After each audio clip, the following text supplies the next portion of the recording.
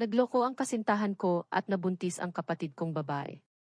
Kaya iniwan ko siya pero iginiit ng nanay ko na patawarin ko sila, kaya pinutol ko ang ugnayan ko sa pamilya ko ng ilang taon. Pagkatapos makipagkasundo, nalaman ko na natutulog si nanay kasama ang tatay ng ex ko. Ang insidenteng ito ay naganap 14 na taon na ang nakalipas noong ako'y nasa high school pa. Kami ay isang malapit na grupo ng tatlo, si Becky, Rob at ako. Kami ay 17 at 18 noong panahong iyon. Kinailangan ni Rob na ulitin ang isang taon noong lumipat ang kanyang mga magulang pabalik sa Estados Unidos mula sa Prague, kaya't kami tatlo ay nasa parehong klase. Higit pa sa magkaibigan, kami ay parang isang pamilya. Ang aming mga ama ay matalik na magkaibigan. Ang aking ama at ang ama ni Becky ay nanirahan dito pagkatapos ng kolehiyo, habang ang tatay ni Rob ay lumipat sa Prague para magtrabaho. Ngunit bumalik sila noong 7 taong gulang pa lamang si Rob. Matagal ko nang kilala si Becky mula pa noong kami ay sanggol pa lamang. Naging kaibigan namin si Rob noong kami ay 6 at siya ay 7. Kaya't kilala na namin ang isa't isa mula pa noon. Nagsumpaan kaming tatlo ni na Becky at Rob na maging panghabang buhay na magkaibigan katulad ng aming mga magulang. Nagsimula kaming mag-date ni Rob noong ako ay 15. Hindi ito basta-basta fling ng kabataan. Nag-date kami ng 2 taon at parang seryoso kami. Sa tingin ko seryoso ako at nagpapanggap lang si Rob na seryoso rin. Plano naming mag-enroll sa parehong kolehiyo at pagkatapos ay magpakasal. Tinatawag ng mga tao si Becky na third wheel. Sa totoo lang, sobrang lapit namin ni Becky na sinabi ni Rob na pakiramdam niya siya ang third wheel sa pagitan namin. Siguro ako ang extra wheel. Hihintayin ko na lang ang tamang panahon. Noong kami ay 17, nabuntis si Becky. Sobrang natakot siya na nagkulong siya sa banyo ng paaralan. Natakot din ako nang makita ang 2 pink na linya. Tinanong ko siya kung sino ang lalaki pero hindi niya sinabi. Ang ginawa lang niya ay umiyak at mag-alala sa magiging reaksyon ng kanyang mga magulang. Sinubukan niya ulit ito sa harap ko para mapakalma ang sarili. Sinabihan ko siyang magpatingin sa doktor muna bago sabihin sa kanyang mga magulang.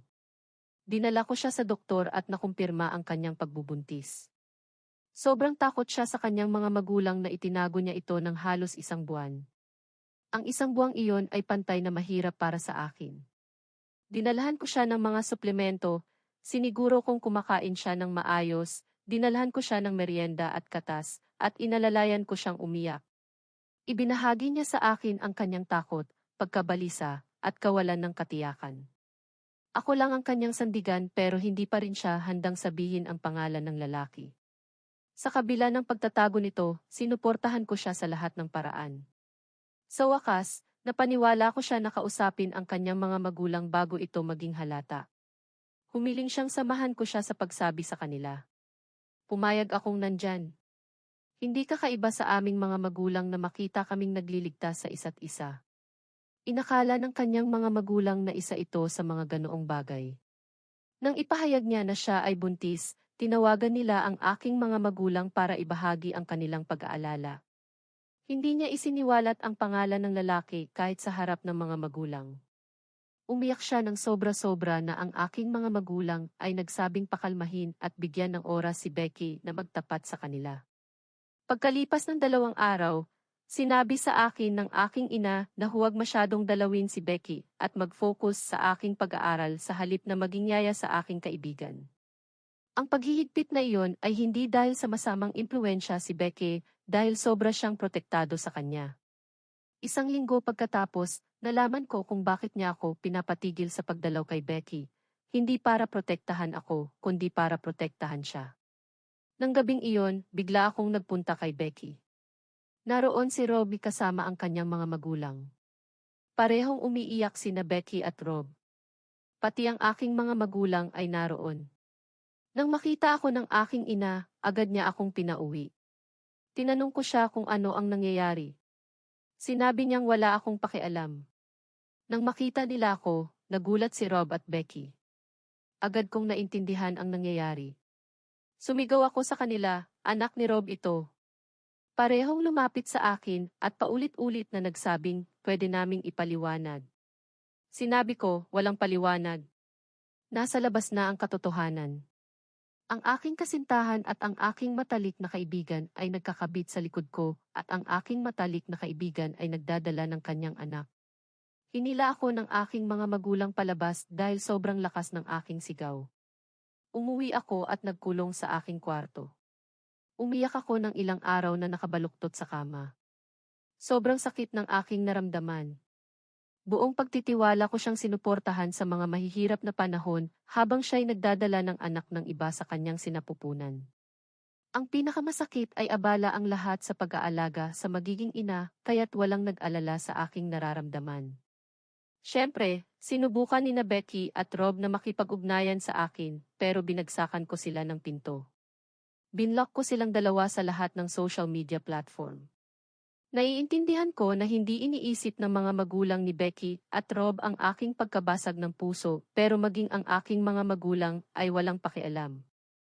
Ang nanay ko ay nagsabing kalma ka lang. Maging masaya ka na magiging baby ng iyong matalik na kaibigan. Magiging cute at masaya siyang munting bata. Para bang wala siyang pakialam sa akin. Ibig sabihin ang matalik kong kaibigan ay nagdadala ng anak ng aking kasintahan at gusto niya akong maging masaya. Sabi niya, oh, wag mong sirain ito para sa lahat. Masaya kaming lahat sa pagdating ng baby sa buhay natin. Wag mo itong sirain. Hindi malaking bagay na matulog si Rob sa iyong kaibigan. Karaniwan lang iyon sa kabataan. Huwag mong isapuso ito. Sigurado akong makakahanap ka rin ng isa pang mapagmahal na kasintahan. Kumindat siya at sinabing mas gwapo at mas matangkad pa kay Rob. Lalo akong nasira ang pag-iisip. Hindi ko mawari kung kailan ito nangyari at paano ko ito hindi napansin. Walang tao para mapagkwentuhan. Ang aking kapatid na babae na 15 noong panahong iyon ay nakikipag-date sa kapatid ni Becky kaya't nasa kanyang panig siya. Nang umiyak ako sa harap niya, sinabi niyang paano mo hindi nahulaan na si Rob ang ama? Kayo tatlo lagi magkasama. Kung sino man sa inyo ang magkakaroon ng baby, si Rob yun. Pati siya'y nagsabing mag-move on ka na. Huwag mong sirain ang relasyon natin sa kanya. Ang paaralan ay pinakamasama. Nag-drop out sina Rob at Becky. Hindi kinaya ni Rob ang pang-aasar, at si Becky ay nag-drop out sa mga halatang dahilan. Wala akong kaibigan maliban sa dalawang ito at alam ng lahat sa paaralan na kami ni Rob ay magka-date, tapos si Rob ang nagpabuntis kay Becky at pareho silang nag-drop out. Iniwan nila ako sa awa ng mga nangaasar. Mas iniisip ng aking pamilya ang pagkakaibigan nila sa mga magulang ni na Becky at Rob kaysa sa aking damdamin. Mas okay pa ang tatay ko. Tinitingnan niya ako paminsan-minsan pero ang nanay ko ang pinakamasama. Binibigyan niya si Becky ng mga handmade cookies habang ako ay umiiyak at nagmumukmok sa aking kwarto. Binaliwala at pinagtawanan niya ang aking nararamdaman. Habang lumalaki ang kanyang tiyan, lalo akong nasira ang kalagayan. Napakahirap makita si Rob na dinadala si Becky sa mga lakad, check-up, at mga date para maibsan ang kanyang pag-aalala. Sinasabihan ako ng pamilya ko na huwag pansinin sila at mag-move on hindi ko alam kung paano ako mag-move on pareho silang kapitbahay ko. Napakahirap at imposible na hindi makita kahit isa sa kanila isang beses sa isang araw. Dagdag pa dito, palaging nag-uusap ang pamilya ko tungkol sa kanilang baby. Tila tinatawag nilang mga sarili nila na magiging lolo't lola. Oo, malapit ang aming mga pamilya. Kung may anak siya sa ibang tao, pareho rin sana ang saya ko, pero hindi na ngayon. Ang kalagayan ko'y sobrang lala na noong araw ng aking huling pagsusulit sa high school, nag-impake ako ng bag para tumakas sa bahay. Plano ko na ito mula nang lumabas ang balita ng kanilang pagbubuntis. Nagsimula akong mag-ipon para rito. Ibinenta ko lahat ng aking mga libro, comics, gadgets, relo, at kahit anumang alahas na pag-aari ko. Sinabi ko sa kanila na mag-trekking ako kasama ang aking mga kaibigan.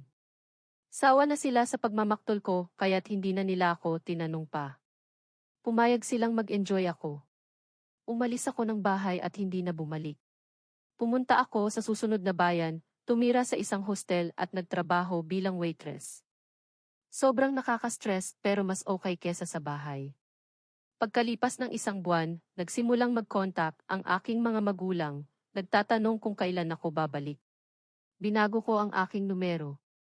Nag-email sila kaya't binlock ko rin sila doon. Gumamit sila ng ibang email ID para sulatan ako. Kaya't sinabi ko sa aking kapatid na hindi na ako babalik sa bahay at huwag na akong kontakin. Nag-email sila gamit ang iba pang ID, kaya't binago ko rin yun. Tapos na.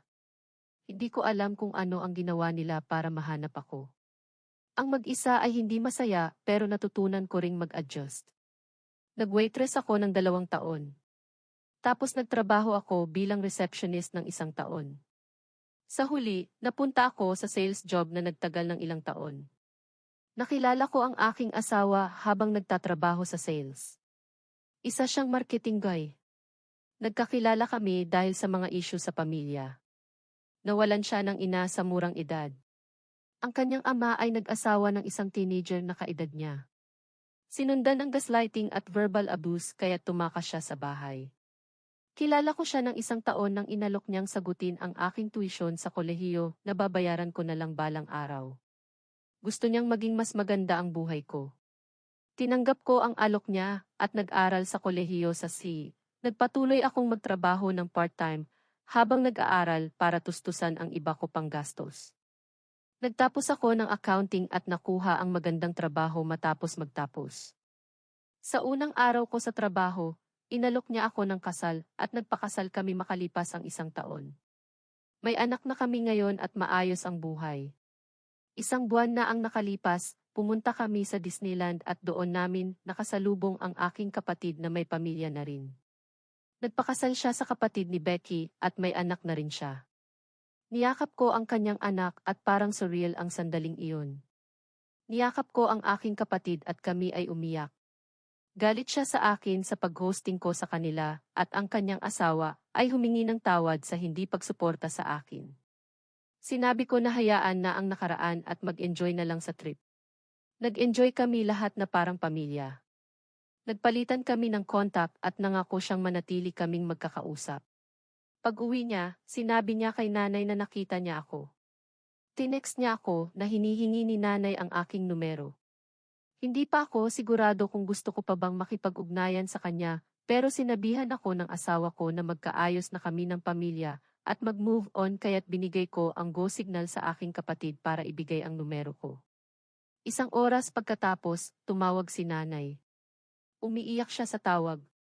Sinabi niyang nagsisisi siya sa mga pagkakamali niya at humihingi ng tawad sa lahat ng pinagdaanan ko.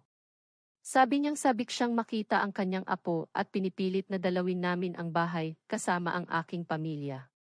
Hindi pa ako sumasagot ng oo o hindi. Iniisip ko pa kung ano ang gagawin. Edit. May isang mahalagang punto na hindi ko nasabi.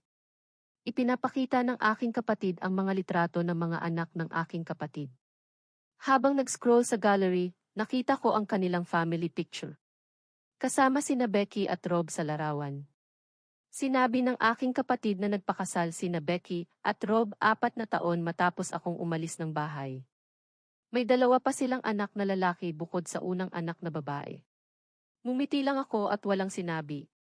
Gusto pa sana niyang magsalita tungkol sa kanila, pero nang makita niyang hindi ako interesado, tumigil siya. Update. Pasensya na sa hindi agad pag-update. Magsisimula ako kung saan ako tumigil. Matapos ang maraming pag-iisip, pumunta kami para makipagkita sa aking pamilya. Niyakap ako ng aking mga magulang at umiyak. Humingi sila ng tawad sa pagwawalang bahala sa aking damdamin. Ito'y isang bittersweet na sandali para sa amin. Naroon ang aking kapatid kasama ang kanyang asawa at mga anak. Ang kanyang asawa, kapatid ni Becky, ay humingi rin ng tawad sa akin at hiniling na manatili kaming magkaugnayan. Ang sarap makita silang lahat. Lumaki kaming parang isang pamilya. Ang kapatid kong lalaki na 0 taong gulang noong umalis ako, may asawa na ngayon at may 2 buwang gulang na sanggol. Ang sarap yakapin at laruin ang aking mga pamangkin. Pumunta kami roon ng 2 araw. Ang unang araw ay sobrang emosyonal at maganda sa sariling paraan. Nakilala ng aking mga magulang ang aking asawa at ang aking anak na labis na natuwa na makita ang kanyang mga lolo't lola. Sa ikalawang araw, nag-uusap kami ng aking kapatid nang pumasok si nanay at sinabing, "Tingnan mo, sinabi ko sa iyo na makakahanap ka ng mas mabuting lalaki kaysa kay Rob. Tingnan mo, nakahanap ka nga ng napakagandang asawa. Wala kang dahilan para palakihin ang sitwasyon." Binigyan siya ng tingin ng aking kapatid at sinabihang tumigil. Pero sino ang makakapigil sa kanya? Nagpatuloy siya. "Ayos lang, Charlie. Tapos na ang nakaraan. Tingnan mo kung gaano ka kasaya sa buhay mo ngayon." Sabi ko, "Oh, masaya ako." Umupo siya sa tabi ko at sinabing, "Kung ganon, bakit hindi mo patawarin ang nakaraan? Patawarin mo ang lahat at mag-move on." Sinabi ko, "Nag-move on na ako at pinatawad ko na kayo lahat." Sabi niya, "Hindi kami ang ibig kong sabihin kundi sina Rob at Becky. Gusto kong patawarin mo sila at magkaayos tayo tulad ng dati." Sabi ko, "Bakit gusto mo akong gawin yon? Patuloy kayong nagkakasama nang wala ako." Sabi niya, "Nahihiya sila na hindi mo kinakausap ang kanilang mga anak. Ang bait-bait ng mga anak ni na Becky at Rob sa mga kaibigan ni nanay. Bakit mo sila pababayaan?" Pinilit niya akong patawarin sina Becky at Rob at maging kaibigan ulit sila. Sabi ko, "Walang paraan. Hindi mo pakialam yun." Sinimulan niyang ipangaral ang kahalagahan ng pagpapatawad at mga aral ni Jesus. Sabi niya, gusto ni Becky na makilala ako at ang aking asawa. Pwede ba niyang imbitahan siya para sa hapunan? Sabi ko, "Kung gagawin mo yon, aalis ako ng bahay ngayon at hindi na babalik." Sa puntong ito, nainis na rin ang mga kapatid ko kay nanay. Sabi nila, bakit niya sinabi kay Becky tungkol sa pagbisita ko? Sa kanyang pagtatanggol, sinabi ni nanay na nakita siya ng tatay ni Becky sa bintana at marahil sinabi kay Becky. Pagkatapos, tinawagan ni Becky si nanay at hiniling na magkaayos kami. Sobrang galit ko sa walang kwentang excuse na tumayo ako at pumasok sa aking kwarto.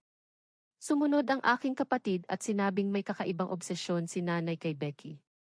Oo, magkaibigan sila ng 4 na dekada pero parang may iba pang dahilan ang sobrang pangangalaga ni nanay sa kanila. Tinanong ko siya bakit niya nasabi iyon. Sinabi niyang noong nakaraang taon, dumaan sila ng kanyang asawa sa matinding problema sa relasyon. Kaswal na binanggit ng aking kapatid kay nanay na kung magpapatuloy ang gaslighting ng kanyang asawa, maaaring mag-divorce siya. Nawala sa kontrol si nanay at sinabing walang diborsyo. Kahit anong mangyari, kailangang mag-adjust ang kapatid ko, kahit lokohin pa siya ng kanyang asawa, dahil hindi pwedeng sirain ang pagkakaibigan nila. Tunog kakaiba pero pagtingin namin sa nakaraan, laging ganoon si nanay. Lagi niyang minahal si Becky at ang kanyang kapatid kaysa sa amin. Noon, hindi kami nagreklamo dahil matalik kong kaibigan si Becky at boyfriend ng kapatid ko ang kapatid ni Becky. Pagkatapos ng pag-uusap, umuwi kami. Halos nakalimutan ko na ang pag-uusap na iyon. Noong nakaraang linggo, pinakita ng aking asawa ang isang video kung saan may magkasamang mag-asawang nasa bar. Ang mag-asawang iyon ay walang iba kundi ang aking nanay at ang tatay ni Becky. Oo, nakakagulat. Ang obsesyon ni nanay sa pagpapanatili ng magandang relasyon sa kanila ay may katuturan na ngayon. Pwede silang magkasama kahit kailan nila gusto. Ang aking asawa ay pumunta sa susunod na bayan, hindi sa aming bayan, para sa isang trabaho at nakita sila roon. Nakilala niyang si nanay yon pero hindi niya nakilala na ang lalaki ay ang tatay ni Becky. Ibinidyo niya ito para ipakita sa akin dahil wala akong paniniwalaan kung wala ang video. Pagkakita ko sa video, halos hindi ako makahinga. Kailangan ko talaga itong mailabas kaya tinawagan ko ang aking kapatid at hiniling na pumunta siya kinabukasan. Naramdaman niyang mahalaga ito kaya't agad siyang pumunta. Pinakita ko ang video at siya ay gulat na gulat. Hindi pa sinabi ng aking kapatid sa kanyang asawa dahil maguguluhan din ito. Kami ngayon ay nasa alanganin. Ano ang gagawin namin ngayon? Sasabihin ba namin kay tatay o kukumprontahin si nanay at hilingin siyang itigil ang kanyang gawain? Pero hindi ba't mas lalong pangangaliwa iyon kay tatay? Nagiging komplikado. Update 2. Naghiwalay na ang aking mga magulang. Oo, sa mga halatang dahilan. Ako at ang aking kapatid ay nag-isip ng ilang linggo kung ano ang gagawin. Ako, kahit papaano, ay nakapag-usap sa aking asawa at nailabas ang sama ng loob pero mas malala ang kalagayan ng aking kapatid. Hindi niya maipaliwanag iyon sa kanyang asawa. Ang kanyang pag-aalala at katahimikan ay sumisira sa kanilang relasyon.